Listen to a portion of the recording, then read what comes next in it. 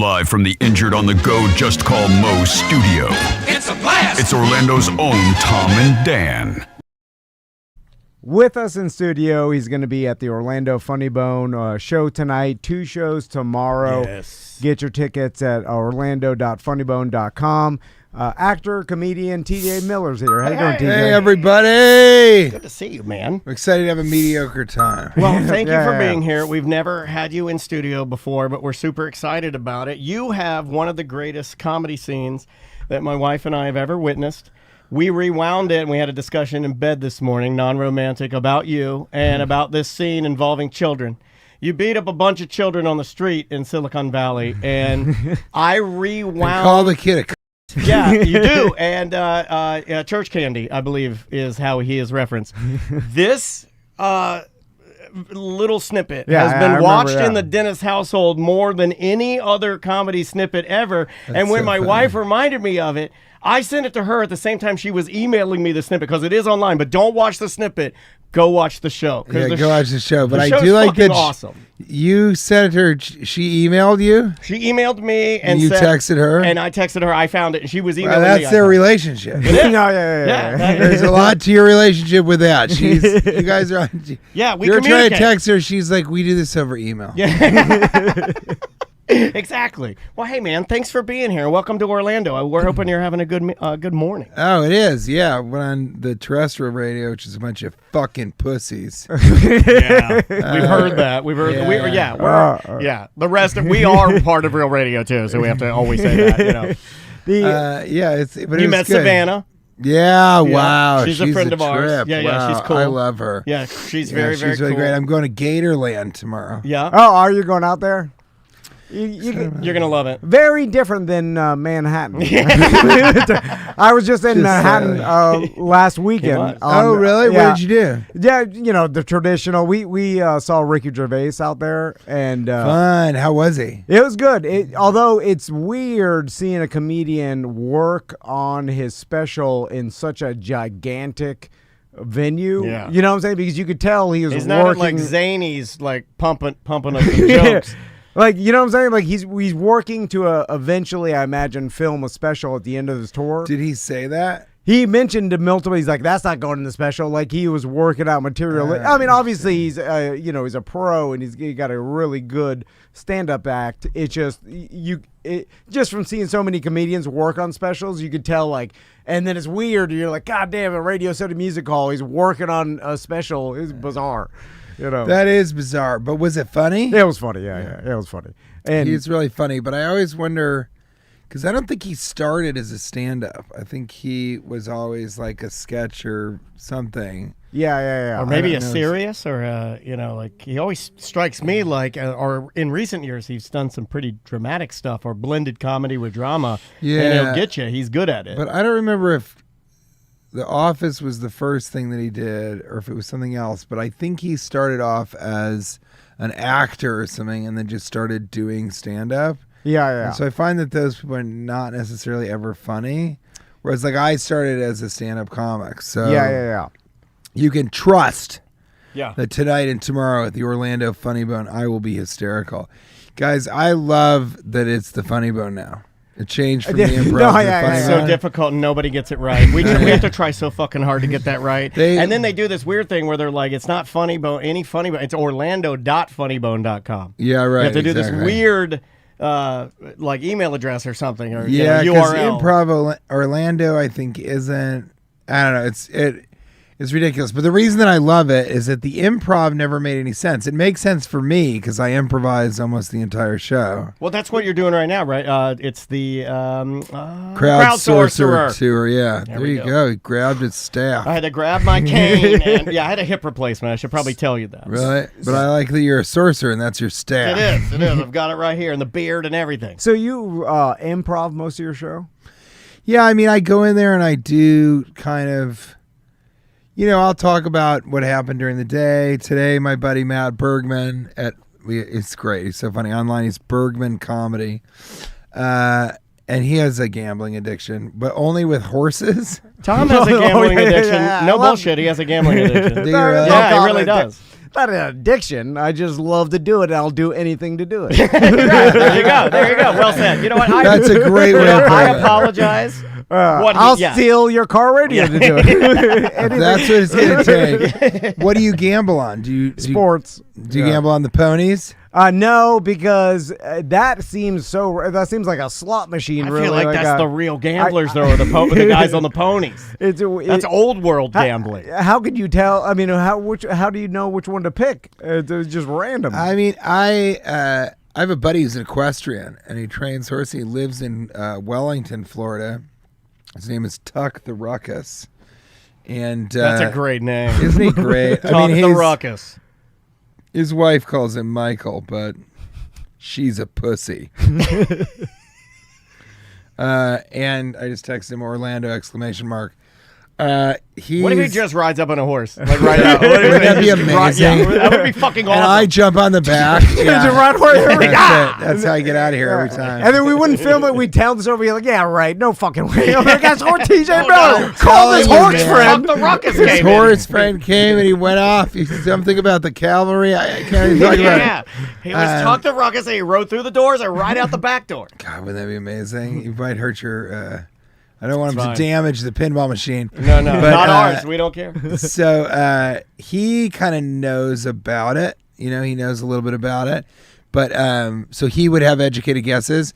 But I don't know. I think, Matt Bergman kind of studies the horses. He kind of, what's their history? What else have they won? How are they doing? When's the last time they had an injury? So I think he does a little bit of research. But I got to tell you, yeah, I think it's more like a slot machine, but it's fun. This afternoon we'll do that, and then I'll go on stage and do material about that, do material about the hotel and resort where we are, do material about Orlando, do material about the worst podcast that I did, the best podcast that I did. This is the only podcast I'm doing. Yeah.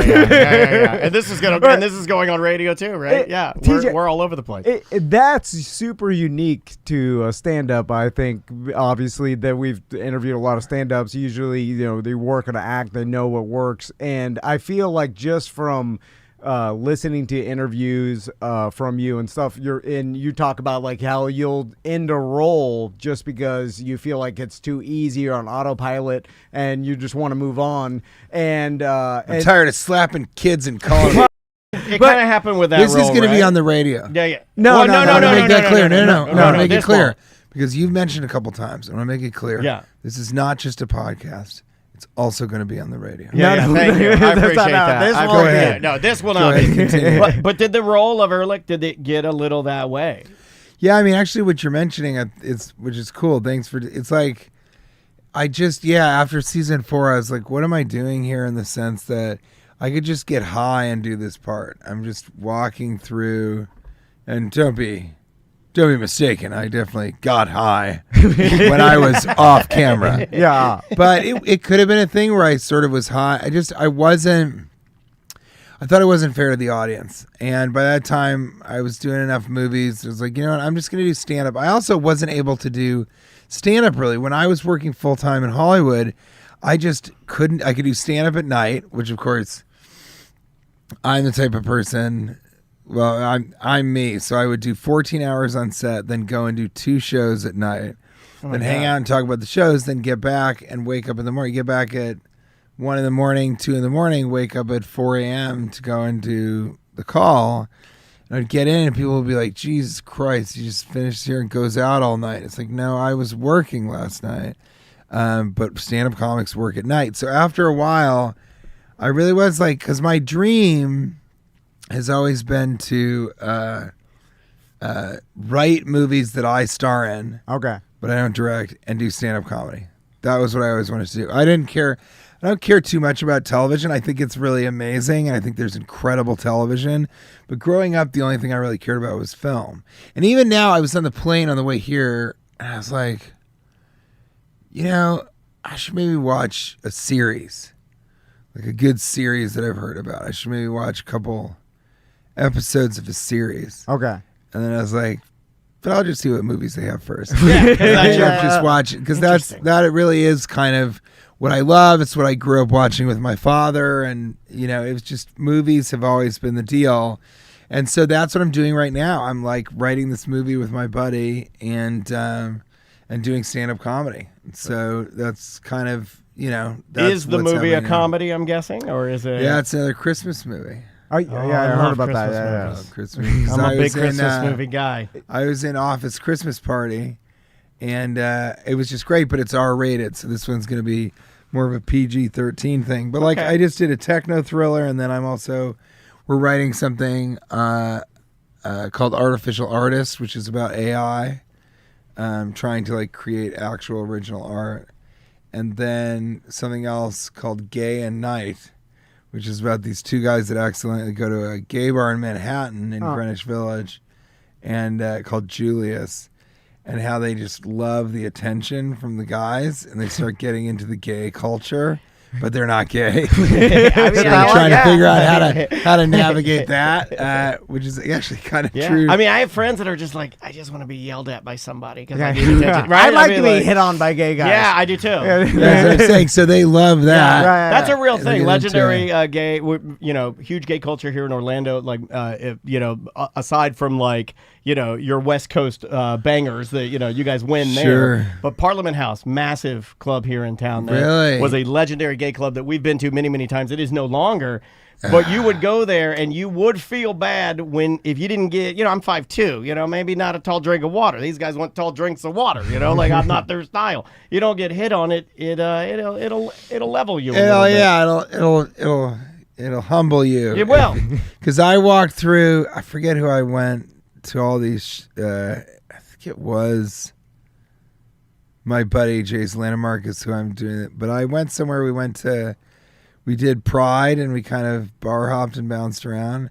And it was funny because I realized after even just a little bit, they were looking at me like, who's this old guy? It's all these like early 20s, like twinks, Yeah.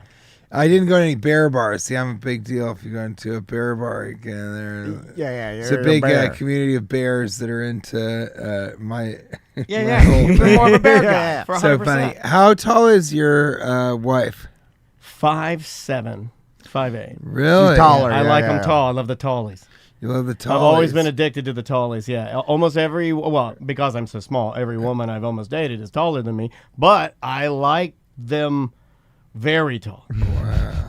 Yeah, it's a kink. Yeah, because she would be a foot taller than you, I guess. No, a little less. It seems Little like less. more. It does seem like right. more. When you see it in person, When it's you're far disgusting. away. Yeah. When you see it in person, Yeah. it is quite disgusting and it's jarring. Yeah. What does she say about it? Did she ever? I only bring this up because you can talk about it. It doesn't bother me. But yeah, I like talking about it. It's interesting because you would think, because girls are. So I have a friend. I have a podcast. It does not go on the radio, called Cashing In with T.J.MILLER and Cash Levy. He has an interview show, and he has trouble getting guests. So I've been the only guest on the show for 7 years. But Cashing In with T.J.MILLER, and he's a shorter man. He's a shorter guy, yeah. And how tall is he? His wife, I don't know. See, I'm I've like never in the asked. realm of like I'm getting into like handicap realm. Really? Yeah. Mine Yeah, is. no, it's fine. I could say that. It's like my N word. Like I'm very close to the area where you're. In fact, I was because of the hip transplant. Yeah. I was told that my pelvis was weird. So maybe I am handicapped. Nobody knows. No way of knowing. You gotta get the sticker. There's no way of knowing. I'm Gotta trying. get I'm trying to get it. Yeah, the laminate. So, his wife though is, I bet you he's 5. I bet you he's 5'5". Okay. Maybe 5'4", and Yeah. then she is closer to like 5 foot even. Oh, so so they're very, she's very small. smaller. They're And a they're whole- children, yeah. But anyway, I think one of the things is, I wonder sometimes about. I think he didn't really ever like dating tall women. I think he didn't want women to kind of be that much taller than him. It affects. But I've never asked him that. A lot of guys get affected by it easily. Like it yeah. it very much bothers them. There's a comic, Chris Millhouse, who's hilarious. And he's got to be, like 5'4" or something. He's really about your height. Yeah. And a lot of his jokes are about, being short. And it's really funny because you don't really think about how what you hear about it. Oh, he lied. He's 5'11". He said he's 6 foot. You hear about it a lot, but you don't really hear. You don't meet many people where you're kind of like a lot of your dating pool is maybe not available. But how'd you meet your wife? I met her. She was doing radio at the same time.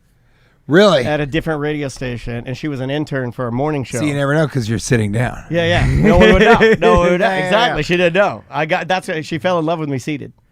And then on our wedding day, I stood up like the whale. Like the whale. And she was like, you know what? No, yes. it's not I knew a guy. We had a comedian in here. I won't say who it is, but he's a little guy. He's like 5'4". And the entire time he was here, he was bothered. Like, he would keep making, like, I was like, at some point, I'm just like, shut the fuck up about how small you are, man. Good Lord. And he wrote it on our wall in there. You know what I'm talking about. He's like, and it's not Brad Williams, because Brad will joke about his, his height all the time. But this guy was actively, like, it was like the only thing he could talk about, which to me is weird. That's right. I actually think, it's not, Chris Millhouse is not like that at all, but it is something kind of to talk about because it is sort of affecting. I went in Savannah. First thing she said to me was, I didn't realize how tall you were. Yeah. Or something. And that always kind of. How tall are you? Takes me off. I'm like 6'3". Yeah. See, I thought you looked exactly how I pictured you. Really? That's so T.J. Miller right there. Boom, 6'3". Yeah. You look right that height. Yeah. And so. Savannah's very tall. She's 6 foot. She is really tall, and so I didn't know if that was the reason that she kind of brought that up. A lot of the guys over there are tall, everybody except for Russ. It's really interesting. You know what we've noticed is that, and Tom and I talk about this, that me being small, me being shorter, that people will just actively come up to me no matter what I'm doing and point it out to me at all times. Like, I could be at my mother's funeral, and they'd come up and they'd be like, God damn, look how short you are. It's an okay thing for people to mention. Really, but what do people say? No, they're like, "Oh, well, you are that short." Yeah, he did it right. Like, that's pretty accurate. But we laugh about that. But we think that's so funny because you would never do that to someone like who is overweight, or you never do it to somebody's like complexion. You are that fat, right? Which is funny, but no one would ever do that. So when it happens, we just don't say anything, and then when the person leaves, and then we'll laugh because we're like, they did it, they did the thing. Yeah, but that's it. Yeah, I can't. But I'm just not a guy who would ever be like, wow, you are short, something like that. Weird. That's happened to me more than I have fingers and toes. Like, you've been with me for tons of these, like maybe even 10, at least 10 times where people will be like, whoa, like they're like blown back by my height. Like, whoa. It is. I think people just are awkward when they're meeting someone, so they say the wrong thing. So they bring up the wrong. That's true. Yeah, you probably get that a lot because you meet people and people fanboy all over you, right? It's not the fan. It's what was the most recent one? This girl. We went to a holiday party at the Comedy Cellar in Manhattan, in fact. Yeah. And this girl came over. She had piercings. You ever see a girl and you're like, you want to be a suicide girl, but instead you're just a regular girl with shitty piercings.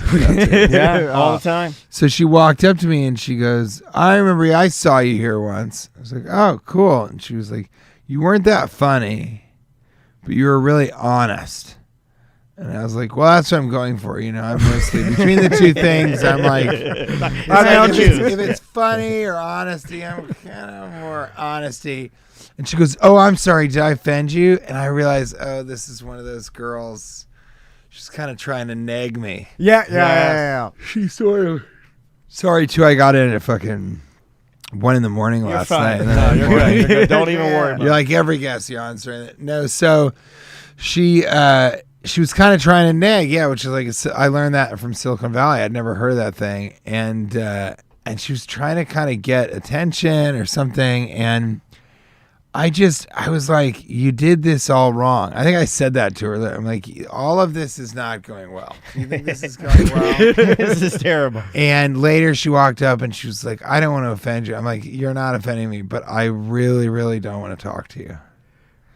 And you could see her be like, why didn't this go the way I thought? And I guess she thought she was like hot, so I would be into it, which is always weird because I wear 2 wedding rings. Yeah. So it's pretty clear that, like, I'm not really. But I think she must have been a girl. But that'll happen as people go. And then the other thing that I love that's so funny is Well, I didn't know who you were. That happens a lot after shows. People will say, "Oh, well, so and so invited me, but I went show. I didn't even know who you were," and that'll happen in different contexts at a restaurant or whatever. Yeah, and it's always so funny to me, and I always say like, "Well, I didn't know who you were. I don't know anything about you either." Why would it? Yeah. That is the exact what you're saying to me is the exact same thing as me saying it to you. And at one place, I forget where, this girl was like, "Well, no, it's not because you're famous." And I'm like, "Yeah, you're right." And so other people know who I am, but no one really cares who you are. Correct. And that was a funny one because she was trying to be mean. She it wasn't like, "Oh, geez, so cool to meet you. I just never knew who you." She was trying to be like, "Well, I didn't know who you were. Yeah. So I didn't even want to be talking to you, but my friend made me walk over here and talk to you." That's a weird. That is a weird thing. And that's the vibe. There's a weird vibe. And then I just kind of, when I said that, like, well, people don't want to know who you are. No one's going to send somebody over to talk to you. And I just saw her be like, this didn't go how I wanted, which I think is what you guys are talking about. That sometimes fans or people will try and do an interaction and then you sort of shut it down and then they walk around and they're like, that didn't go how I wanted to. I try not to do a lot of that because they know when we're playing, like you've done a lot of radio and you've done a lot of improv and stuff, and you want to fuck around with people and they want to fuck around with you and they're not good at fucking around. So we try to take that with a big dose of like, you're not good at fucking around, that's okay, and we're going to move on. It's not going to be, what you're doing is not going to be funny because you're not supposed to be funny or entertaining. So I let you don't practice it, right? Yeah, they don't practice and it. I let almost everything go with a grain of salt. Kate will sometimes, that's my wife, Kate will sometimes be like kind of pissed. Yeah. Or she'll get angry about what they said or maybe how long they were talking. And I kind of try and tell her like, this is their first time interacting with celebrity. It might be the only time they ever interact with celebrity. So, cut him some slack. And I think she just finds it offensive because she doesn't get a ton of time with me. Well, you're working a lot, and you enjoy working. Yeah, of course. But I'm used to it. So that's another thing. I almost have to like take her reaction with a grain of salt because I know that she's kind of going, God damn it. Like, I hate it when this happens. And I'm like, this happens to me every day, all the time. So imagine my position. And then her thing is kind of like, well, you're used to it. I'm not. So it's very strange. I was asked about that like earlier and in general. I get asked about it pretty often. What's your relationship with fame was the latest like fan question. And it's pretty dark. It's pretty dark. And you guys have one thing. Also, I respect radio so much because it's all improvisation. So you guys also are improvising for like hours at a long time. Yeah. A very long time. And you got to keep it going. You got to get to the next thing. Sure. But you guys have it a little bit better because, well, actually not anymore. I was just about to say because people don't see your face, but that's not true. Well, everything, like the video component of this came, like we just redid these cameras for the second time. That's a small portion of our audience. It is a small portion of our audience. We got in 2009 doing podcasting, like when like Rogan and Maron were doing it. And now the majority of our audience is still audio only. We love those guys, and they're very well trained to kind of get it that way. This is the kind of the newest part, but what you're saying is correct. People can go on there all the time, and we get a little bit of that on YouTube. You'll get the trolls or the people that'll be like, "Oh, I didn't know you look like that." Yeah. It's like, did you need to say that? It's like, it's it is a weird thing to insult the person you want to meet. I've always thought that is the person that you love. Right, you're connected to them. You're relating to them through a series of intimate, viewings that you had of a person playing a character, and you relate to it. You love it. You're right. TJ, just from sitting with you for the past 20 minutes, It has been a cool 20. No, Yeah, but it's one of the coolest 20s. I noticed. You guys keep it pretty cold in the studio. Sorry, I'm so No, sorry. I like that. Is that more you? It No, gets just- hot under here, like with Yeah. all the new computers, and I get very, very yeasty. But I'm picking up something, and tell me if I'm right or not. It's Uh-oh. just that you strive for like a real interaction with people, right? And like it seems, and this kind of ties into why you like improv so much and why every show is a little bit different. It seems like having a planned hour that's executed every single night would bore you. Like, why would anyone want to be a sorcerer of a crowd? Right? Like, why would want to? Why? Because it sounds hard to a lot of people that don't know how to do that. And you just want a real interaction, real conversation. Like your brain is bored. You gotta take it way high, way high, and then back down. By just going through the motions, which a lot of people do. Some people live their whole life just going through the motions, and it seems like you are the exact opposite of that. Well, I think Lenny Bruce one time said, and he was like the first stand-up comedian of what we now know to be stand-up comedy. He said something that was really interesting, and he was talking not about improvising, but he did. He improvised a lot. But he was talking about sort of the order of things and doing the same order and doing the same words. And he just said he just couldn't do that. It would bore him to death. And I always remembered that, and this was far before I was doing stand-up, but I just always remembered that. And I think that's right. I think the problem is I'm a good enough improviser that I don't have to prepare or really spend that much time writing. The good thing is it's never the same, and I can always decide to do something else. That's why I like stand-up so much, is that it's completely up to you what you want to do. Like recently, where was I? I think at this stand in New York City near Union Square in Manhattan. And I was like, all right, in my mind, I was like, all right, I'm going to do a very experimental set tonight, which means I can just do whatever the fuck I want. It needs to be funny, but it was going to be really bizarre. I don't remember the concepts necessarily, but I like the bizarre stuff. Out of the blue, I love it. Out of the blue, Kate said, that's my wife, Kate. Kate goes, you know what? I think I'm going to come with you. And I was like, okay. And she was like, what? What's wrong? I was like, I told myself I was going to do a pretty experimental set tonight, and so I'm still going to do that. I'm not going to change it up, And she's like, that's okay. I was like, all right, well, let's see what the deal is. And I went, and I forget what it was, but I think it was very, like the words kept tumbling back on themselves, and I sort of connected the dots in the front row, and then like reversed and changed everybody's answer, something bizarre like that. And then I don't think I did anything with like food or anything. And after the show, I was like, so what'd you think? And she was like, it was definitely experimental. Which I thought was great, but she didn't really understand that like sometimes the performance is just for the performance. I showed up with cookies and milk, dressed in a milk costume with a shield that was a cookie. And I did that one time, and it's sort of a story at this particular comedy club at the stand.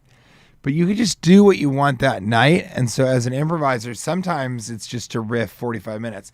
But what I don't do is I don't riff with a crowd that's not into it or not fun to riff with, or doesn't get it, or I won't go, well, this was my plan and I'm not going to ditch it.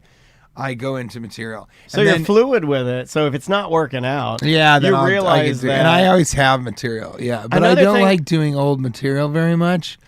And the hour, every time I'm building an hour, it kind of coalesces without me like working hard. It's just I get like 3 bits that are really going well, and then I start to form the hour. You seem to be really like concerned in a very good way, or like almost in a hey guys, I'm mindful of this while I'm up here, of the audience, and if you're providing what you think you want to provide for them. In fact, I saw on like Reddit, you were commenting, I think as yourself, to people, and they were asking some pretty intimate questions about like brain surgery and stuff like that. And you seem to be very into like, yo, I love you. Thank you for coming out. I'm glad that you got that. I want to deliver comedy, and it's all I want to do. I just want to give you my best version of comedy. Like, where did you get that kind of that feeling? You don't hear that a lot from comedians. That's the short version. You don't hear from a lot of comedians like, hey, I appreciate you. I really like making you laugh. Well, I think there's two kinds of comedians, and one kind is, I think it is so funny that these headphones are not even on. Oh, they're not? Oh, And it's but been it looks happening great. the whole time. Like, well, it's really quiet. It does look really good. Yeah, it does look. I was going to say, you So look like bizarre. a pro, like a Radio so funny. 101. I think there's two types of comedians: the ones that do it for themselves and the ones that do it for the audience. Just like I think that there are two types of comedians: there are writers and performers. Every comedian is either a writer or performer, and then they learn how to do the other. You have to sort of learn it. Yeah. And I think there are.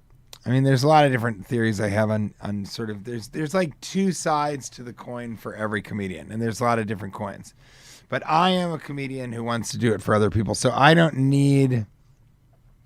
My therapist might disagree. Well, it seemed like from a pleasing place. It did. And even in the Reddit thread I was reading, you were so complimentary of everybody, and you're like, Well, hey, I just- appreciate you. Hey, thank you for... And it almost like if I were asking a question and I got an answer from you and you said that would really mean something to me. You know what I mean? Yeah, Like, that was cool, I thought. I'm glad to hear that because I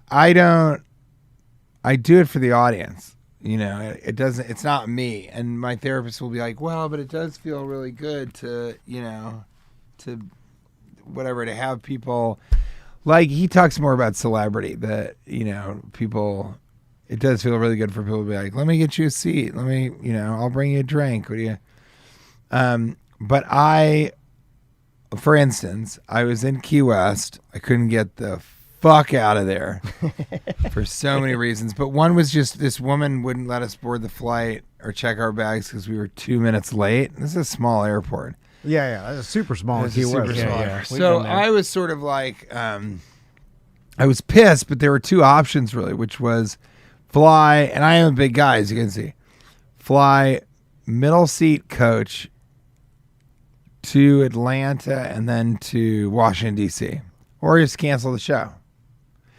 And I sort of said, I'm just not going to do that. I'm not going to have those people be like, I planned my whole weekend around this, or I'm so excited for this, and we're not doing anything else except for this. We're going to dinner, and then we're going to go to this. I don't like doing that. I don't think it's fair. And so I did sort of whatever I could to get out there. And that's because it really is. I really do think life is fundamentally tragic, and that the best thing I can do is give people an ephemeral escapism for just like an hour, And so I feel very, very strongly about that. And so, yeah, I'm one of the guys that I think cares more about the audience than really myself in some ways. Is TJ? I heard an interview about you being an early adopter in Bitcoin, and just talked about how you were a big proponent back when MicroStrategy strategy Bitcoin, actually, as they now call themselves, conference Monday through I think Wednesday. Okay. Oh, so you're into that world. You're still into Oh that. yeah, I am a Cool. Bitcoiner. Yeah, That's cool. Man, I wish I understood it. I'm not at all anti it. I'm just... Well, you can understand it now. I don't have any Bitcoin, but I know a lot about it. Oh, you don't have any. Okay. Because we were kind of I hoping was you'd have speak this of- story where you bought it like when it was a nothing, and now you're sitting on billions that nobody knows about. That's what we Well, you wanted were talking to hear. about it when it was $1,000 Yeah. Bitcoin. Yeah, well, it was 96,000 when today. when we got in, it was $8,000. Okay, well, But I want to tell you guys something, okay, and this is important. First of all, you buy Bitcoin, you never sell it. Yeah, right? yeah. And then, more importantly, and I'll say this much about it, it's like at 8,000. Just imagine this now, okay? Yeah. This is gonna blow your fucking mind.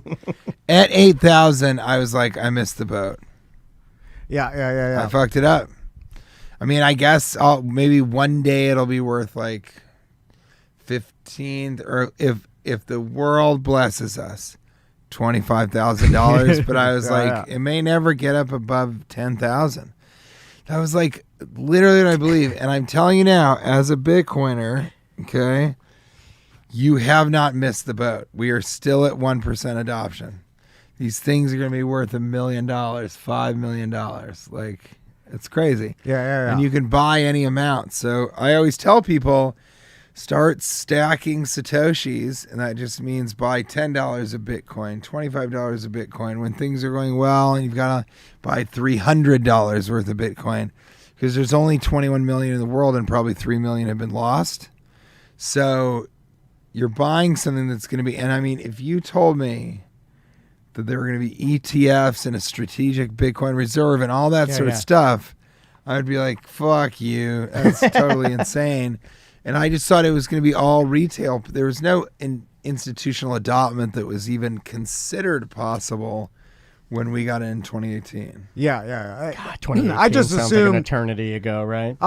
Jesus. It's funny, man. I just assumed, I was like, oh, this guy has fuck you Bitcoin money. Yeah, and we he can did. do whatever he wants assuming that, forever. like, you were kept it quiet, and I was like, oh, what if he's got billions? I got a buddy that made ridiculous. He bought Bitcoin early and then just now is can do whatever he wants forever. Really? Yeah. Most people, their story is, well, I got in when it was $500, and you're like, oh my God. And then either they're like, yeah, but then I sold it Yes. 2,000, Yeah. or 5,000.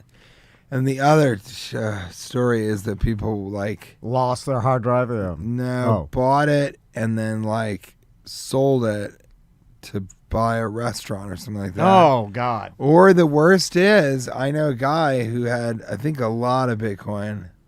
Fuck him. There's a guy I met in Calgary. I talked to him. He goes, this is really painful. He's such a sweet guy, whatever. And he was into Bitcoin early, but he still considered it something that was a payment system. And so he paid 30,000 Bitcoin. Jesus. To buy all the office furniture in his office.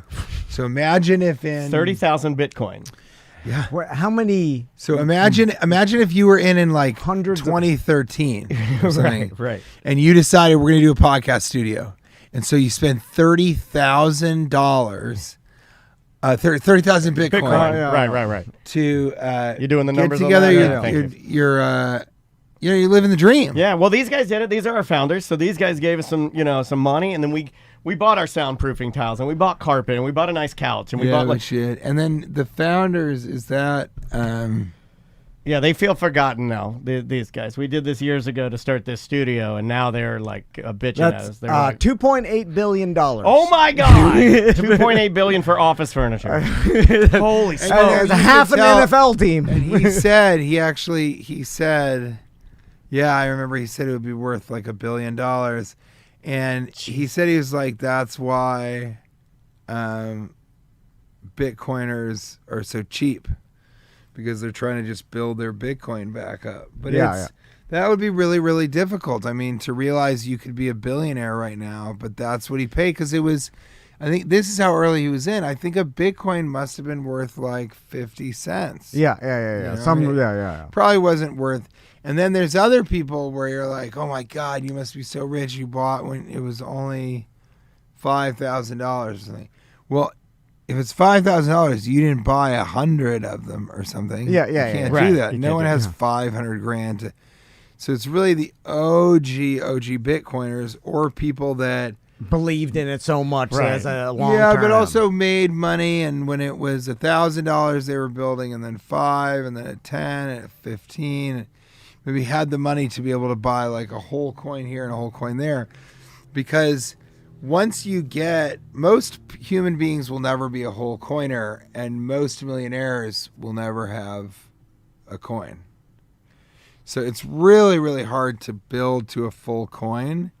But it's interesting because, we wouldn't have really understood kind of, let me put it this way. When it was at $8,000, okay, if I tell my business managers or my family, whatever, that I was going to buy 100 Bitcoin, that would be insane. They'd be like, you're crazy.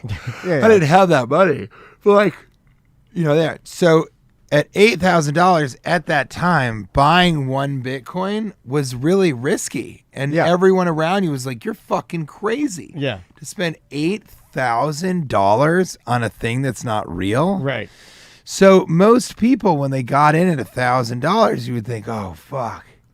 $1,000, that's 100 times their money. Well, they only bought $3,000 worth. Yeah. Now that's a lot of money. That's $300,000. Yeah. But what I'm saying is, at $1,000, you have to go back in time to the mentality and understand that you would have been actually insane Remember, this is that time in 2014 or something. Yeah. Or whatever it was. It would have been... No, it kind of would have been like 2014. If it was $1,000, it would have seemed insane to every single person you knew. Not a lot of people. Every single person for you to buy 10 Bitcoins. Yeah. And you also, unless you were crazy and totally into it and understood it, you also would have been crazy. You would have just been a person that... You would have been a fool, actually. Yeah. You would have been a fool to put $10,000 into something that just, to most people on Earth, was just like buying dirt or dust nothing. or something. So most people don't have like 50 coins or something, which to me, I mean, even that's the thing. It's like even 50 coins is like, it's a lot, but it's like $5 million sort of. Yeah. So that's not really fuck you money, depending on how you live. If you live in Dayton, Ohio, Right. that is fuck you money. Yeah. Huge. In Manhattan, that's Not so bad. That's bad, you know. In Manhattan, you can buy a really nice apartment, but you still need to be conservative about how often you eat out. Yeah. You know what I'm saying? I mean, really, I'm not Right. joking. Yeah. And so there's a component of that too, where it's like, I live in Manhattan. We have a penthouse. It's 2 stories. We have 2 terraces. We're living fucking gangster, you know?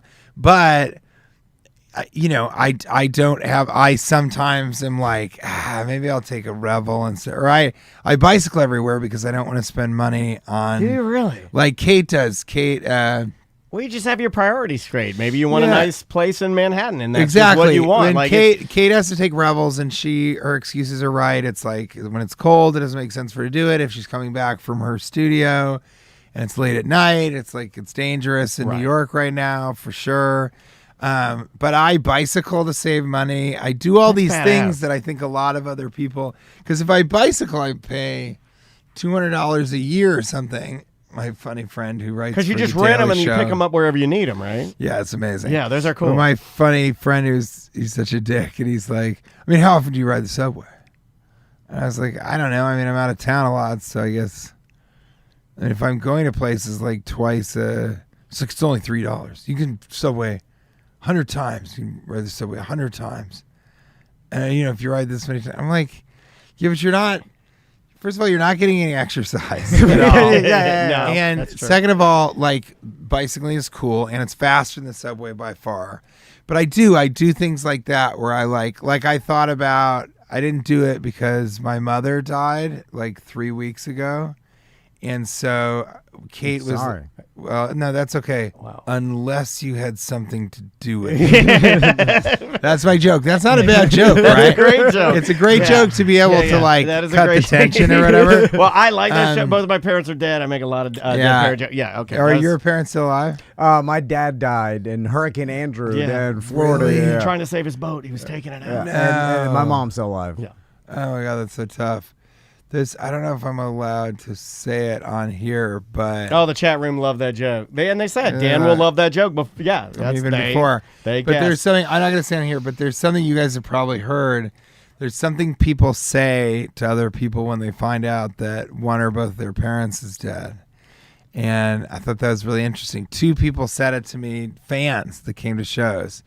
That was very, very interesting. And I don't say it to people who don't have dead parents. It's interesting. But anyway, so Hold on, what was it? I had a she guy. died trying to save her boat, which is weird because she lives in Colorado. But I stayed at a nicer hotel because Kate was like, you should stay at a nice hotel, you know. And I don't care, but like when I get hotels in general, I usually stay. I mean, I'm not going to stay at a Holiday Inn Express. I've been in 25 films, but I'm the closest to.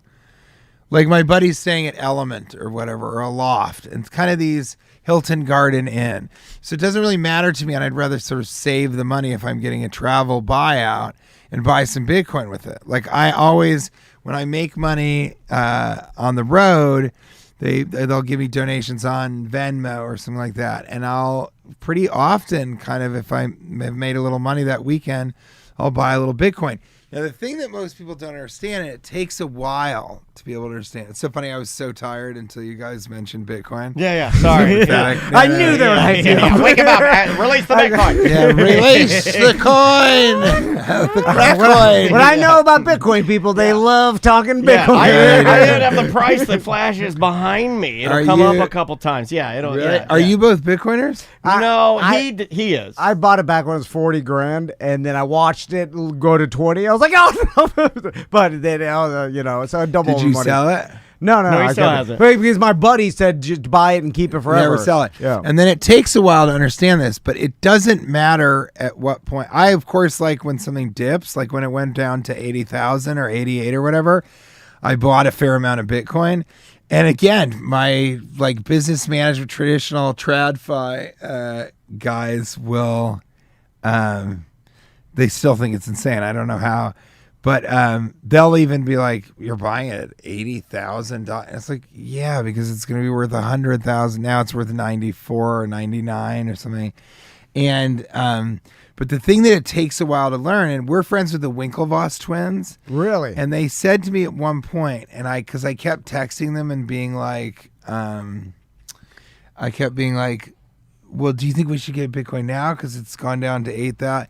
And they just kept saying it's never a bad time to buy Bitcoin. That's what my Always Bitcoin buddy buy says. Bitcoin. Yeah, it's Logic Man Andy. Do you call him Bitcoin buddy? I wouldn't It's a call Logic him Man. that. Baby. My Bitcoin. I've got my buddy. BB. A lot of Watch out. You'll shoot Actually, your kinda eye like out it. with my BB. I actually do kind of like it now that you. I like it. My Bitcoin buddy. Bit buddy. And so it takes a while to understand that you should buy it at the top, at the bottom, at the whatever, because you're not selling it anyway. Yeah. And yes, you want more value. And yes, in my mind, I have a credit card from Gemini, the Winklevoss twins. That's their exchange. Whoa. I have a credit card from, and whenever you swipe something, you get a little bit of Bitcoin. Oh, that's or cool. Ethereum or whatever you're into. But I'm mostly a Bitcoiner. My wife is a Bitcoin maximalist. She's a maxi. And so she thinks you should only own Bitcoin because we held a lot of Ethereum and still do.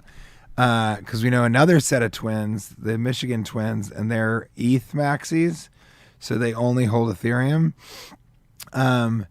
Is it twin specific to the certain? It seems like all the geniuses in this area takes two brains that are the That's same. pretty neat, though. It's cool that you have two sets of twins that both are specific to certain types of Bitcoin. That's fucking awesome. It's really funny. And weird. It seems like all the smartest people I know and then I'm like, well, I'll just follow them. Because right. I'm not that smart. They know more than me. But so they said, it's always a good time to buy Bitcoin. And it took me many years to understand that. And so now I'll just buy it when I have money to buy Bitcoin. But yeah, if I see like a dip or suddenly it's going to make its way. I don't know if this cycle, every cycle, they're like, we're going to break 200,000, 250,000. But now we've got some really weird things going on with Trump, who of course is just a fucking lecherous man, but his sons are like the czar of Bitcoin, right? Yeah, they're really trying to do that, and Yeah. I don't know what, but I think that they, regardless of what you think about him, it helped the price when he was like, there was like one day when he was like, Bitcoin, Yeah. and then it was like No, I was- 108,000. I was there. I was Yeah. and the idea, and I've tried to explain this to my wife, but the idea that he was like, we're gonna have a strategic Bitcoin reserve. Then it went up, which is fantastic. Then you're right, it went up when he said, "Hey, Bitcoin." Went really up when he said strategic reserve. It had already gone up from the ETFs, and it's like now you'd kind of have to be a fool. Like for the first time, I went to our stockbroker and wealth guy, and I was like, we want to sell some stuff. I'd rather not sell cryptocurrency, but I also don't want to like sell Apple stock or something. And he weirdly was like, let me move some stuff around and figure some stuff out with capital gains and all that shit. He was like, but with what's going on right now, I don't think you should sell cryptocurrency. That was the first time I've ever heard him say that. And he bought some, and I bet you he probably diversified his portfolio and bought like $20,000 worth of Bitcoin or something. And now I was telling him about it. I'm the reason that he probably did it. I was telling him that like 4 years ago, I'm sure. And so that was the first time that somebody said from that world, like, no, this is not a mistake, Hold. Yeah. Sounds like validation for something you've been. But I didn't really need it. I just was like, wow, the tides have turned. Sorry. We're headed in a new direction. But I try to explain to Kate that, like, if the United States starts buying Bitcoin, which they're going to, because if you're the United States and you printed all this fake money, why the fuck not buy like 1 million Bitcoin? That's a lot of money, obviously. Sure. But it's like, you do have $1 trillion. So I don't think you're going to buy, I don't think you're buying 1 million Bitcoin, but you can probably buy, MicroStrategy holds 500,000 Bitcoin. So they own 1/40th essentially of all Bitcoin in the world that there ever will be. And they're not going to sell it. Yeah. They'll just leverage against it.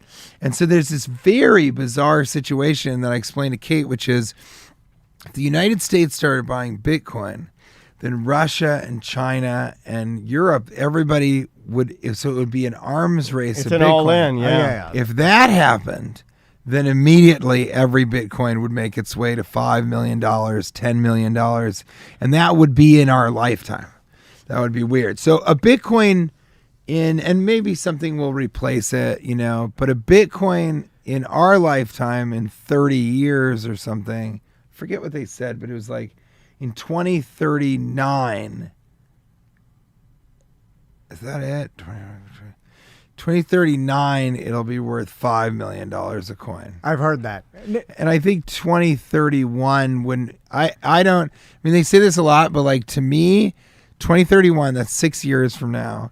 So I'll be 49, I'll be in my late 40s. And I could see it in 2031 being worth $1 million or earlier. And if it was worth $1 million, then I could see what you're talking about with, like, if it's worth $1 million and somebody has like 10 or 12 of that's so much money. I know inflation's going to fuck that up a little bit, but it's like even in Manhattan, if you have $10 million, then you don't have to ride the bicycle. You're not going to take a limo everywhere, but you're going to sort of be, and with $10 million in Manhattan, it's like you can kind of, you wouldn't, but you can kind of own your home outright and not need a mortgage, really. Now, you can't own like a mansion or something, but you can own a 3-bedroom apartment or something like that and not have a mortgage, and you could sort of, your living expenses would freeing be done. money on the back end of not having to pay for stuff. But here, can I say one more funny thing? And it's not about Bitcoin. Anything. So I said this is so fascinating. So our business management is they handle really big clients. Like, I'm not saying this is a client, but like A-list celebrities. Yeah, like Vin Diesel, who has a bunch of, or Ryan Reynolds, just like big franchise A-listers. Yeah, right. Yeah. So not just an A-lister, because there are a lot of great people, but they don't have franchises. Yeah.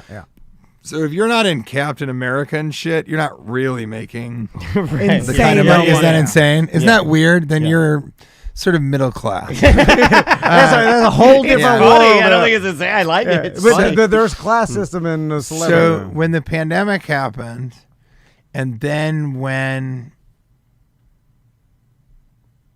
it was the pandemic, and then something else happened recently. I forget. There was another financial catastrophe. The tariffs. Oh, you know what? It was the strike. Okay, yeah. All right. So the writers' strike and then the actors' strike huge. happened. Yes. And I, luckily, am a stand-up comedian. So there is no Hollywood thing that affects my bottom line in the sense that I keep working. Yeah. When the strike happened, I was like, well, some of these people, it's not that big of a deal, You would think like a Chris, what the fuck is his name? The Galaxy Quest guy. Helmsworth. No, Chris. He's like boring and Midwestern, and he looks like, and he was in Guardians of the Galaxy. The Guardians of the Galaxy. are you talking Star Lord. Oh, you're talking about the guy that's religious. He's a religious guy. Chris Pine. Yeah, he is religious. Yeah. Whatever. The fucking that guy. Somebody, Chris Pratt. Chris Pratt. Jesus Christ, thank you, Wow, Chad. that really took a second. Why did we all not think of Chris Pratt's name? I don't know, but That's I don't know, not but a I good am- sign for Chris Pratt. I am, yeah, it's not a good sign for Chris Pratt, and also I am definitely smoking weed after this. Something is wrong that I have not smoked weed. That's because I probably didn't get high last night. So here's the deal. I think of a guy like that as like he has the money to pull a parachute completely in his life, or to ride something out, right? Yeah. Completely. So not him, but what I found out from my business managers is they're like, I mean, we gotta, we've had to have some really hard conversations with people. And I'm like, yeah, but a lot of the people you represent, are you ready for this? Because none of us would have thought of this. They were like, no, I mean, we're talking about, selling houses that have, because mortgages are too high and they're getting rid of cars and stuff. And so you never think about this, but these people, they do exactly what we do because it's America. So there are people that are making $10 million a year that are carrying debt, that own properties. And because when you get to that level, we actually live with people that are like this. So when you get to that level, you have an apartment, a 5-bedroom penthouse apartment in Paris. Yeah. And then you just love Tokyo. So you have just a little 3-bedroom apartment in Tokyo. You're buying these places because in your mind you're going to flip them and then you're going to get the money from them. So they're investments. And then you just took a African safari, but you didn't want to go commercial, so you took a private flight to Africa, which was $500,000. Yeah. Like that. God, Then the trip itself cost $1.5 million because you had your own guide and you went to all these places and you flew private to each of the different areas of the savannah or whatever. And then you decided, we're close enough, we'll go to India, and you stayed at the Indian Ritz-Carlton. And that's and I'm not this type of shit, I'm not making up these numbers, and that is $9,000 a night. Good God. And so you did 10 nights, and so that was 900,000 or whatever. It was $100,000 for that, just for the hotel.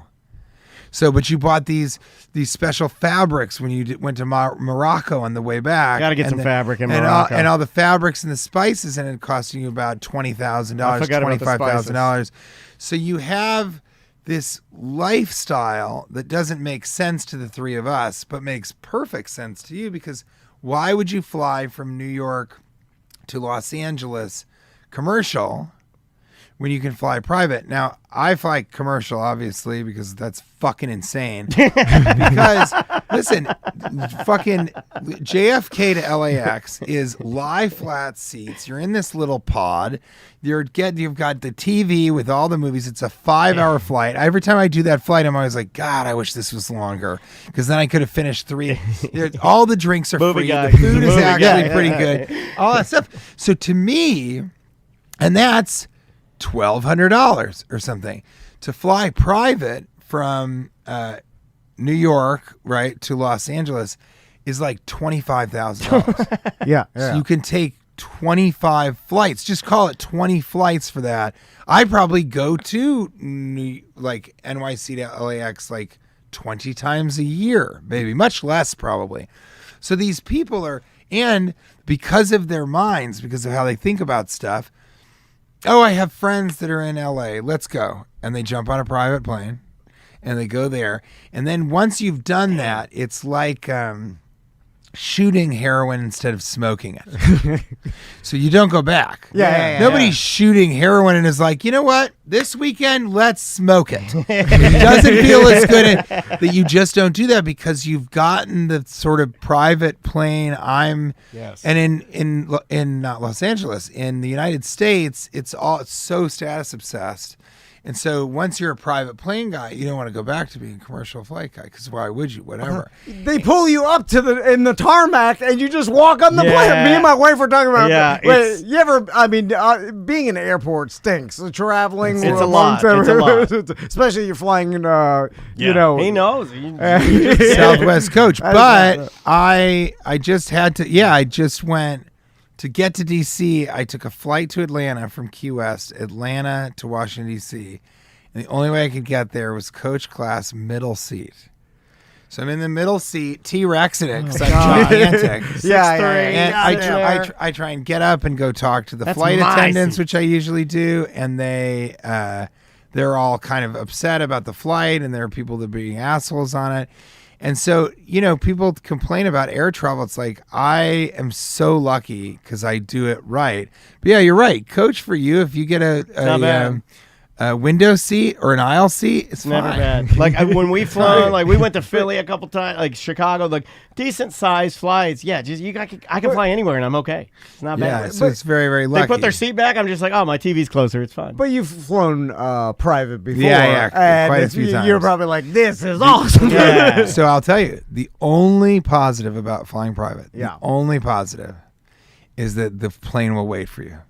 So I've missed enough flights where, and that has sucked enough that I'm like, it is amazing when you're running 20 or 30 minutes late and they're like, whatever. But when you eat the food that's on the private plane, it's not that good. And then I had a friend who was bitching about flying commercial. It's a friend of my father, so he's like in his late 70s or whatever. He's like, it's so terrible. And I go, yeah, but the food's not that great. He's like, well, you could order stuff to go to the flight. I'm like, yeah, you can also go to the fucking Chili's too before you get on your commercial flight, you pussy. I almost called him very, very a word that could get you canceled nowadays, but I was like, you fucking twink. Like, what is your problem? Yeah. That's my new word for Chili's too we like that. And also, fantastic. What's the little Outback that I like? It's not an Outback. It's like a little Outback Express. Yeah, it's like a Outback Junior. Express. Oh, I love it, Outback Junior. Yeah, man. But the way that I do it, I'm very lucky. The only thing is I enter in, I'm flying first class. I have clear and finally TSA pre-check because the government's finally okay with me. And then I belong to all the clubs because when you fly as much as I do, you can buy the club with the miles. Yeah. I don't have to pay the $600. Go right in. It just is this. Perfect. So then, I have diamond medallion status on Delta. They have to kiss me lightly on the forehead every time I come in. And so I go and then I go straight from there. I board last. So I'm not waiting in line on the jetway. I'm not like, oh, yeah. I don't understand the people that board first. But I also check bags. People that board first, they want to have their carry-on on, I guess. It's the fight for space. Why the fuck would I want to spend another 20 minutes on an airplane? Like, I can walk around the airport. The only thing that sucked was airports are so full of people. And I knew this when it happened because it fucked us up financially, but I knew there was going to be one silver lining. And the only thing that sucked about being in airports was that there's so many people and there's nowhere to hide and I am famous. Yeah. And so you're taking a lot of pictures. You would be sort of hiding in the club. You open it up. But since the pandemic, I wear a mask. Hey. Yeah. So now it's very interesting to be in an airport because I'm wearing a disguise. I have dark glasses. I look like the Invisible Man. Yeah, like Dark Man. Dark glasses. I have the thing, and then I wear a hat. Yeah. And no one can tell it's me. How could they possibly? Yeah. Until I talk. Oh, that'll get you. Yeah. Once I talk, they're like, are you T.J.MILLER? Because my voice is very, it's almost more famous than I am, to tell you the truth. Well, you've been in so many gigantic animated movies, animated series, yeah. And then Talk just about Gorburger. That's my voice, Gorburger, which I think we're doing Bring a it back. podcast with. Really? I think we're coming back with a video podcast. I was explaining Gorburger to Tom about how. Can I give you a compliment about Gorburger? If you like, yes, please. Well, I was just going to say, it was before everybody was doing the alien host I'm looking at Yeah. you, John Goblin. It's funny. John Goblin's Where funny. is he? He's over there. No, I'm looking into the camera because I want. But they're all now that you have. I've never seen John Goblin. Very funny, but it's the same premise of like, well, the host is a goblin or the host is a space monster that took over a Japanese news station, right? The idea of the host being this intergalactic creature or something. Yeah, is but wild. I think John Goblin is the only one. Somebody said there was one other, but it's totally different also.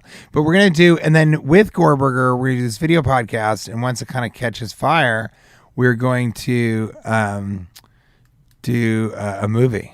Oh, 'Cause that'd the be good. people that I think we're doing it with are like very fucking cool. Was They're that very, very really fucking cool. 2012? Yeah, totally. I It think. doesn't. I went back and I found some episodes and we were watching it, and it holds So up. good. It's awesome, and Yeah, it's it's so good. something that like because I love absurd, like I love the craziest, weirdest Yeah. stuff, and it's so well done, like Yeah, all it's that. so fun. It's the director brothers and Sean Boyle and Ryan Chavez and Nick Vatterott was writing, and Oh, I'm glad it's yeah, coming I back. mean it's really really exciting. But the people that we're I think gonna do it with, if you like horror films, we stopped. We gotta get this guy outta We here. stopped talking about Bitcoin. Have you heard AI is going to figure out the Bitcoin chain and then ruin it? He's back in. He's back in. He's back in. That's how I got scared. I was like, oh shit, AI is smarter than everything. Yeah, we'll see about all that. Oh, no. But so it's interesting. So, well, if you like horror films, then one of the best horror films of the last little while, we might be doing it with them. So I'm excited about that because I think that kind of sort of matches what's going on. And then, so yeah, so we, how do I say this? It's like, I did forget what I was talking about. It's totally fine. It's totally fine. Well, about the Gore Burger podcast. Gore and, podcast. Oh, just also that I become this kind of invisible man because I was talking about my voice. Oh, yeah. Becoming this invisible man. See, we're having fun, so we're moving so quickly. This invisible man sort of thing where I'm in the airport and no one recognizes me. Yeah. And that makes flying commercially just amazing. You It's blend in. perfect for People me. watching is probably good. You can be Great. normal. And I love airports. I think that was the guy that I was talking to was like, once you fly private, you never want to go back to commercial or whatever. And I said to him, like, I find he just hated airports. He just didn't want to. He was such a snob. He is a snob, but he just hated airports and he can't believe. And it's like airports really I find fascinating. Like I like America. I think America's really interesting. But airports, you really get to see like all different types of people, and here's how people are dressing, and they're all different ages, and they have kids or they don't have kids. And then when you're on the flight, there's interesting people, but you don't have to really talk to anybody on the flight. So I end up on the flight just like getting work done, thankfully. And so I really like the traveling, and I like kind of going all over. And the other thing that I like, and this blows people's minds in New York and Los Angeles and everything, I really like Florida. I think Florida is really, really interesting. I think it's interesting the different places from Miami to Jacksonville. Completely It's different. Such different. I mean, you can't even believe it. I went to Key West for the first time. I Yeah. thought that was fascinating and difficult to stay sober. That's a wild Yeah. place. It's yeah. wild. You can get in some trouble there. You can Yeah. take it easy if you want to. You It's- can relax, or you can get into trouble. I call it the See gay some Bahamas. history. yeah, it's like the gay Bahamas. Like, Was there a lot of gay people? Yeah, Yeah, just and get there's out of there. there's a bar that Tom and I have frequented before. There's a bar called it's Eden Bar, right? Yeah. Where you be can nude. go up on the top and be nude. Yeah. And there's a lot of old man dicks up there and stuff. Fantasy It's cool. Fest It's cool to go up is- there and have a beer with old man dicks everywhere, and you're like, all right. And know? you have to be naked though, right? No, You just can't be. No, Yeah, you you're just just walk. allowed Me to. and my wife are walking around. There's just old man dicks everywhere. We're having a Miller Lite. Damn it! I wish we would have known that. That would have been such a a good spot. funny group of people to go to. Yeah, and I'm sure we'll go back. I think I will never do more than 2 days there. Like getting in the night before, then a day and night, and leave the next day. But it's kind of like Vegas or New Orleans, where it's like for someone like me, it can get pretty dangerous. But now I know Key West, Miami, and then I played Tampa. I love Tampa. I love Ybor City. It's so funny there. I play Port Charlotte. I play Naples. I play Oh, Jacksonville. you're all over Florida. And so I really get a cross section of Florida, and I just think you guys are really, really interesting down here. And everybody else thinks you're fucking crazy and stupid. I mean, you are crazy. And we're pretty stupid sometimes, too. We do some stupid stuff. But I think the weirdest thing is like there's like a laziness down here that is positive and negative. And so you have just a different kind of life outlook. It's like an island time type of deal. Yeah. It's like adjacent to... It's like hillbilly island time. Yeah, exactly. But it's people who are like, I don't want to pay taxes, obviously. But it's people that are, and what's funny is then, I don't want to pay any state taxes. And it's like, well, you get paid less, right? And the jobs, yeah, but I don't want to talk about that. That's not what I'm talking That doesn't about. fit my narrative. I'm talking about freedom, asshole! But... New York is like such a rat race. You saw it. Yeah. It's crazy. It's crazy. I do like everybody minds their own business. And I thought about celebrities living here. I'm like, I bet no one bothers them because no one fucking pays attention to anybody around riding them. a bike. Yeah, right. For Christ's sake. Like, no, but walking, and then when I first got to New York, I was, hey, let me get a picture. You're lucky. In their mind, you're lucky I'm recognizing you. This is so awesome that people want to take pictures with you. Yeah. And now I am so famous because it's weird. It's like I do much more stand-up. So I have younger fans from the stand-up. Yeah. Sort of. But people keep watching my movies every year. Yeah. So in some ways I do become more famous every year, which I never would have thought of or expected. That would have never occurred to me. Yeah. The only thing I thought about was Steven Spielberg put me in Office Christmas Party. And the reason he did that was so that every year I would remain famous and relevant and get more famous. That was all in the inner workings of him, I think. It's crazy. A lot of people don't know that's a Spielberg movie either. No, and they don't know that She's Out of My League is a Spielberg movie. And if you really trace it, I don't think I knew that. Carpoolers, which is the first television show I was in, was Steven Spielberg. How to Train Your Dragon is Spielberg. Yeah. Transformers is Spielberg. He gave notes on Cloverfield. Wow. She's Out of My League is Spielberg. Ready Player One is Spielberg. An Office Christmas Party is Spielberg. That's 7 movies that I did that he cleared it. He's like, TJ's in that movie. Isn't that crazy? You talk to him? Yeah, I know him. I mean, I don't.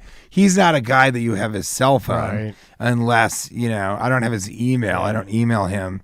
But yes, I know him. That's cool. He knows my wife. He's very sweet to my wife. And yeah, we've had dozens of conversations. He's fascinating and cool and funny and humble. And obviously must like you or something you're doing or your energy or how you Well, work. he finds me very funny. And Michael Bay is the same way. I am friends with Michael Bay. I'll like text him. Ryan Reynolds, I'll text with him. So I'm friends. I could text Jennifer Aniston. I don't have anything to, but I am on That's cool though. Yeah, I'm friends with a lot of very, very, very famous people. But he is almost kind of godlike in Hollywood. So to be able to be around him for Jennifer Aniston or for Ryan, I know him better than people that I like gigantic A-listers. I've never had a conversation with him. They don't know him. Right. But he's really brilliant. I think he finds me funny. For some reason, I tickle his funny bone. And his wife thinks I'm very funny, which is always important. That's a big thing for me. I made the decision to be in Underwater because my wife is a big fan of Kristen Stewart. Oh, wow. And so that was really important for my wife you got to understand. And then I found out later after I signed on that I had only seen Twilight, okay, and Kate had seen everything except for Twilight. So we were talking about 2 different Kristen Stewarts. So I was like, the chick from Twilight, which was the first thing that she did. How could she possibly have been anything else than very good for the first movies that she was doing? Like Jennifer Lawrence in fucking Hunger Games. And then Kate had seen all these like indie films that she had done as this auteur actress. Right. That was so it was very funny. And then, I went and I did the movie and she's fucking incredible. She's one of those people where it's like amazing to watch her act.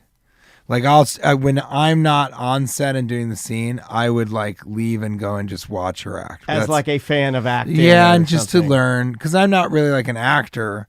So I really felt like with Kristen, I was kind of like, wow, this is really, really fascinating. And she's kind of a gangster and cool. Do you choose everything for fun? This is what you were saying earlier about him. Yeah, it seems like you got to ask that question. What you choose to do, it seems like it's not financially driven per se. It's like, and you choose to do it because it's interesting, or Yeah. you know, Oh, yeah, like, I've tell never- the story. I've about- never- or because like you want to joke, like I was Yogi Bear, like you want to Yeah. be, Yeah, it's that's a why. joke. That's Or why I like did when you're- Transformers. Yeah. Or like when your friend An told emoji you. movie. That's why I did Yeah. the emoji Emoji movie. for a stand-up comedy intro. For But credit that's for awesome. stand-up. And then like, and That's then, how much I like stand-up. then a friend told you like about like your character on Yeah, Ehrlich, Silicon Valley. on Silicon Valley. Chris Pratt. And they're like, don't you want to be rich? Yeah, like- totally. Don't you want to? Didn't somebody ask you Yeah, that, don't right? you want to buy a boat? That was kind of the mentality. No Yeah. one said that, but it was sort of like, what are you doing? Like, don't you want to be on television? And everybody was so nice. That's the other thing. It's like, I was in Cannes Film Festival, and it was for the Emoji Movie. It was such a funny. Kate met Tilda Swinton. Now they're kind of friends, Wow. and she's so amazing. And I like said, Tilda Swinton was like, "So why are you two here?" And Kate's like, "Oh, TJ's here for the Emoji Movie." And Tilda Swinton goes, "The Emoji Movie is in Cannes Film Festival?" And we were like, no. It was a prank. We're doing a prank. Relax. I could feel her being like, why am I here? What has happened to this goddamn... She's questioning what. Because she's one of the best of all time. So, yeah, the Emoji Movie I kind of did as a joke. But I was in Cannes, and it was so amazing. Mike Judge called, and he was like, you don't have to do, we had this idea for you and Jin Yang sort of going to China and being on the dark web. And I just was like, I got to do the next, like, it's so funny to end this way. And he's so fascinating. He said, in some ways I'm jealous because I'd like to go and do something else. He didn't mean he didn't love Silicon Valley. Sure. He just meant, that he wanted to like, I don't know. He just likes to do new things. Well, That's go just back and who he watch is. the ending. I don't want to spoil it. The show's good enough to go back what he's referencing of the character and how he kind of Yeah, and how I sort of ceases to exit. But when I exist. saw that, It's awesome. I was It's like, a great perfect ending. exit. Yeah. But then Clay Tarver, who's a brilliant guy, and was a writer and then directed a lot. He called and was like, dude, just make my life easier. Just come and do Ehrlich, and you're so funny. He was so nice. And then HBO called me, Amy Gravitt, and it was just so cool. She just was like, I don't want to not see Ehrlich on screen. I just don't want to. She says, I don't want to live in a world where Ehrlich isn't on TV. I said, that was so nice. And she was like, well, would you be open to a season finale thing? And I was like, Amy, the funniest way for this to end is exactly how it's ending. Just the show is amazing. You've got these incredible people. She was so amazing. You held your ground though on it, right? Yeah, Like, but I think it was really, really incredible for HBO and these two guys to say, like, we would really like you to stay on in any capacity almost. Sure. And I think in some ways, yeah, they didn't believe that I would actually step away. Maybe they thought I was bluffing, but it wasn't. And maybe they thought, it's interesting too, because they didn't offer me, I was talking to Jim Norton about this recently on his new show. And we were talking about how they sort of are like, don't go, but they also aren't like, I'm going to give you so much money. I'm going to give you an offer you can't refuse type of thing. Right. And I think that's because they think they hold all the power. And then when you show them how you are more powerful than them, it like they don't know what to do. They're knocked off kilter, and they don't want to be the person that has to admit, okay, well, you know what? Instead of $100,000, I'll give you $1 million. They're not going to do that. And then they're also, everybody always thinks that somebody else will be just as good. Like I thought 2.5 Men was the best example of that. Or where Charlie Sheen kind of went off the deep end or asked for too much money. I forget. But Winning. he is so talented. And in that show was the show. Like John Cryer was the show, but like Charlie Sheen was the fucking show. Yeah. And they fired him, Chuck Lorre was like, I could get anybody. It's all about my words. It's about the show concept. That's all it is.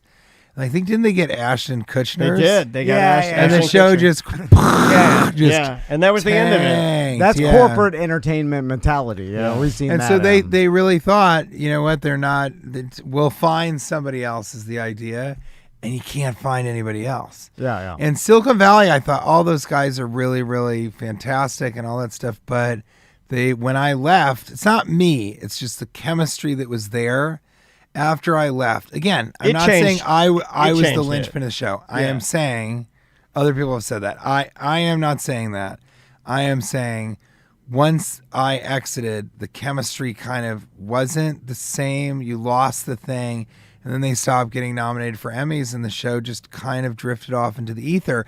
I don't think it became a bad show. I don't know. I think I watched one episode. Did they mean for your character to be as big as he was, though? Because the show was about Richard, and your character kind of took the show over, and everybody was like, no, dude, you got to see TJ's character on this show. Every scene, like the kid scene, there's a scene where you start explaining, like, through a series of, like, I don't want to spoil. I'm like, it's worth going and watching again, because it's that good. Yeah, it really, but really those were is your good. scenes, and I'm not saying the guy that played the Richard character was great too. But my point is that it kind of became like we didn't know of your character until the first couple episodes, and then it was like your show from a viewer standpoint. If you watch it, and I appreciate that, if you watch it, the guys who created Altshuler and Krinsky, who are both brilliant, just brilliant guys, Altshuler and Krinsky,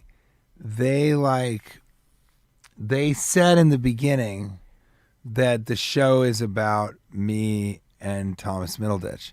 And here's what's interesting. It became more about the ensemble, which I'm happy about, and I think was why it was so successful, because all those guys are so funny. What I didn't understand, even when I auditioned for it, is the show is actually about Steve Wozniak and Steve Jobs. And Thomas is Steve Wozniak, and I'm Steve Jobs. And I never understood that, and I never would have thought about that, because he's an incubator and this is a startup and all this stuff. Yeah. But Apple was a startup. Yeah. And so people don't think about that because it's this behemoth thing now. But in the beginning, Apple was kind of a brilliant engineer and a guy who just had a big pair of balls for no reason. And they morphed into what that thing was. And so that was the show. And I guess HBO didn't really want it to be... I guess they just wanted it to be more of an ensemble, and they didn't totally... So Altshuler and Krinsky exited, and then they got the guy from Curb Your Enthusiasm, who I think also wrote on Seinfeld. Yeah. And he kind of came in and took over a narrative and made... I think he's why each episode is funny. And he did a good job of, the arc of the whole thing, for sure. Meaning that there was a narrative to each season. It gets tidy. I like shows where at the end of it, they tie a little bow on some things, and you get some of that relief that as a viewer you're kind of questing for, Yeah, sometimes when that's a good way of putting it. I never thought of it that way. Well, when like The Sopranos bothers me sometimes because they would leave so many things open, and then we end it, and then I'm like, as a viewer, so I like it when shows, even if they're comedies, come back around and so again, going back to what you were originally saying, I kind of agree with you. I kind of like the way they left it. As much as your character was the character that my wife and I liked the most, the death is better that way than it would have been if they've done the same thing. Keep bringing him back. Oh, he's been in the last episode. Oh, look, he's... that would have been weird. It would have been weird. I think also people started to get frustrated is what they told me with... They do it, they win, and everything falls apart. And then the next season, they win, and then everything That's falls The Walking apart. Dead, yeah. Yeah. Like, now we have a new villain, and it's the same premise. Yeah, right. which is okay, because if you love something, then okay. But how many seasons has Walking Dead had? Ooh, It's ridiculous. are they done now? I think they are done now. Yeah, but maybe. it Did becomes... they have like 8 or 10? Yeah, or it's 11? absurd amount. It Maybe becomes like business, 12. not art, and then just like, oh, you're just doing it for money. It's not. And it's kind of porn. Yeah. Yeah, it's sort of a kind of porn Yeah, to watch yeah. people run away and then get eaten and stuff like that. So it's important, I guess, to have a narrative, but really what you're watching is like zombies coming.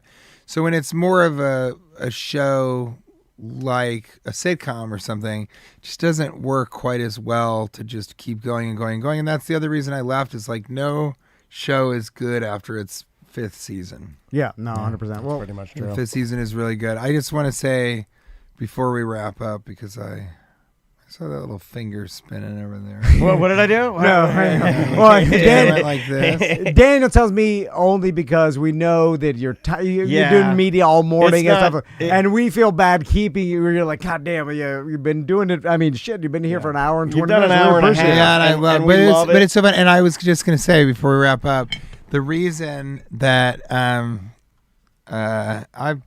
the reason that I'm so happy to hang with you guys is I did a podcast in New York City. Okay. I guess it was right before I left, like Wednesday, and it was the worst experience. And I have very few, I'm so but I sorry. did it because there's a comedian that I really like. He's really funny, and he does other stuff besides comedy. He does sort of, just shit that I do outside of stand-up, but still entertainment. And the podcast was like so arduous. It was like some of the hardest work because of the status anxiety.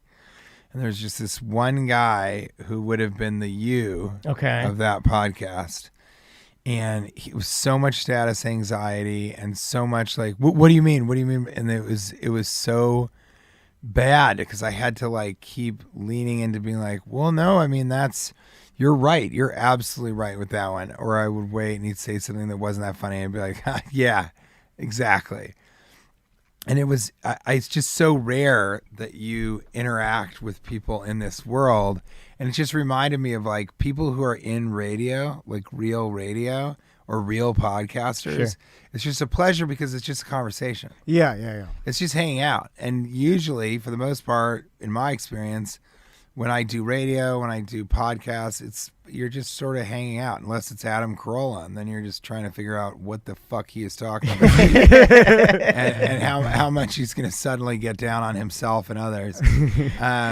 But it was just a pleasure to kind of talk with you guys, and I broke this. No, No, that's no, been broken. yeah, No, that's a magnet. No, you broke Yeah. nothing. Well, TJ, It's been a pleasure having you break that. I do. You didn't break that. I do now kind of get a glimpse on why Steven Spielberg likes you. Yeah. Because it's I like you that you when we say broke things. this. No, you're fine. You're fine. Yeah, when we yeah. say things, though, you actually take them in and listen to them. I appreciate that. Yeah. You know, like when we say, You're very interesting and a real person. I Yeah. appreciate Thank talking. you, I man. appreciated. Well, I having think a conversation. comedically, kind of with you guys, and this is why people like people on radio. But I think comedically, people like my stand-up as well as my acting stuff, because you can kind of see through it to who I am. Yeah. So you're kind of watching this character, and you're like, oh, okay, he sounds different, looks different, whatever, but still kind of me. And I think people are like, that's a good dude. Because I do think I could have a drink with almost anybody and just listen to them talk. And often when I get on these things, you guys asked a lot of questions, a lot of great questions. But I'll sometimes get on an interview show or something like that and just end up asking them. That's why I like Gorberger so much. Because Gorberger, I get to really ask people stuff. You were doing that on Corolla. I Yeah, saw we you were checking that out. You started reversing and you interviewing Corolla, asking him because you're like, this guy loves talking about himself. I'm just gonna ask him watch questions, and then he'll do the work. I kind of saw that interaction with you. You're like, I'm gonna switch and this he interview. totally. I was like, I want to come back and ask you more questions, and Adam's like, sure, yeah. I like that. I like that more than asking you. talking about you. Well, TJ, thanks so Thank you, much. man. for coming Thanks, by, man. I guys. appreciate it. Orlando Improv Yeah. tonight and tomorrow. Yeah. Orlando.funnybone.com. Get your Boom. tickets. Yep. One show tonight, two show Funny tomorrow. Bone, that's right. It's the Funny Bone. Yeah, now. funny Yeah, man. yeah, It's yeah. fine. It's fine. We took care of it. Guys, we will see you on the Friday Free Show, which I'm just going to...